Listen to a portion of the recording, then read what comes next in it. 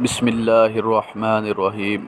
मुअज़्ज़ज़ सामईन, अस्सलामु अलैकुम वरहमतुल्लाहि वबरकातुहू। मुअज़्ज़ज़ सामईन, आज आपके सामने एक ऐसा वजीफ़ा पेश करने जा रहा हूँ जिसके बेशुमार फ़ायदे हैं।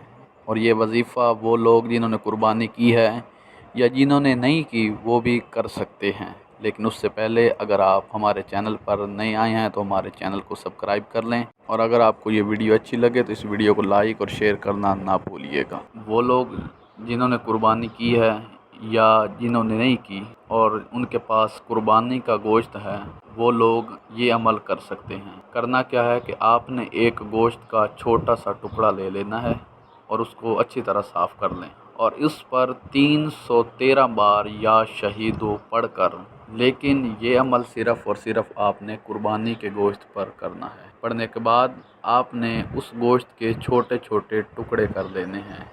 टुकड़े कर लेने के बाद आपने वो टुकड़े परिंदों या चुंटियों को डाल देना है। इसके फ़ायदे क्या हैं?